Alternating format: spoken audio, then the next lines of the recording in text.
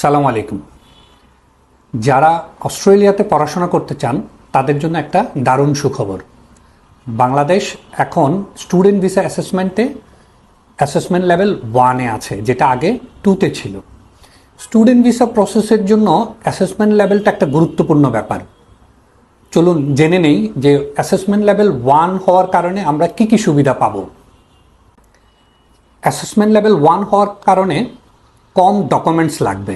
Mainly আমরা যে fund submission করি, এটার প্রুফ অফ ফান্ডের জন্য যে এডিশনাল ডকুমেন্টসগুলো দেখাতে হয়, এটা আগের তুলনায় অনেক কম ডকুমেন্টেশন লাগবে, বা প্রুফ অফ ফান্ডটা শো করাটা অনেক বেশি সহজ হয়ে যাবে।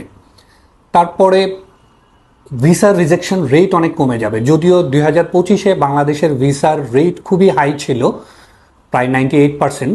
তো আশা করছি অ্যাসেসমেন্ট লেভেল 1 হওয়ার কারণে আমাদের এই ভিসা যে রেটটা আরও অনেক বেশি থাকবে এবং ভিসা প্রসেসিংটা অনেক দ্রুত হবে। কারণ অ্যাসেসমেন্ট লেভেল 1-এর যে কান্ট্রিগুলো, তাদের ভিসার প্রসেসিং টাইমটা অনেক কম লাগে, যেটা আগে হয়তো কয়েক সপ্তাহ লাগতো, কখনো কখনো 2 সপ্তাহ 3 সপ্তাহ বা 4 সপ্তাহের উপরও লেগে যেত।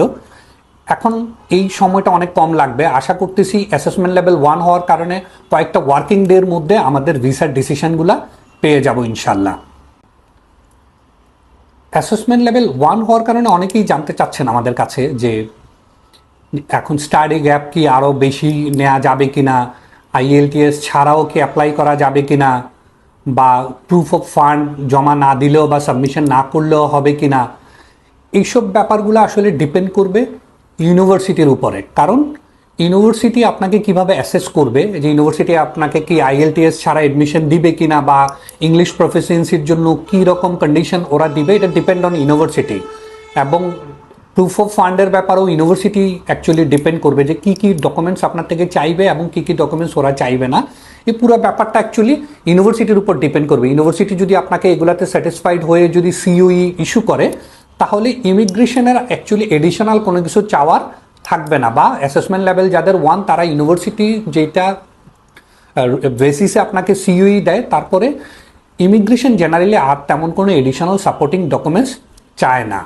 তার মানে যারা অস্ট্রেলিয়া পড়াশোনা করতে চান তাদের জন্য আগের চেয়ে অনেক বেশি এখন সহজ হয়ে যাবে এবং কম সময়ের মধ্যে আপনার টোটাল প্রসেসটা কমপ্লিট হয়ে যাবে। যারা অস্ট্রেলিয়া পড়াশোনা করতে চান, যাদের অস্ট্রেলিয়া পড়ালেখা করার স্বপ্ন, এই স্বপ্ন আরও অনেক সহজ হয়ে যাবে। আশা করছি আপনারা আগামী বছরের ইনটেকগুলো, যেটা ফেব্রুয়ারি থেকে শুরু হবে এবং জুলাইতে আছে, ফেব্রুয়ারি এবং জুলাই, এই ইনটেকগুলোর জন্য আপনারা প্রস্তুতি নেবেন। ধন্যবাদ সবাইকে।